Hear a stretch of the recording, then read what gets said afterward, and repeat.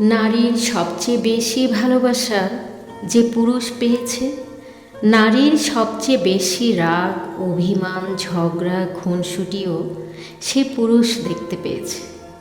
নারী যাকে সবচেয়ে বেশি ভালোবাসে তার উপরেই সবচেয়ে বেশি অধিকার দেখায়, রাগ করে, ঝগড়া করে, অভিমান করে।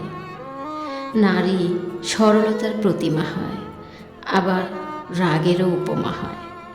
নারীর কাছ থেকে কঠোরতা দিয়ে সব কিছু আদায় করা যায় না, তবে ভালোবাসা পেলে নারী নিজের পুরো পৃথিবীও অন্যের নামে লিখে দেয় নির্দ্বিধায়।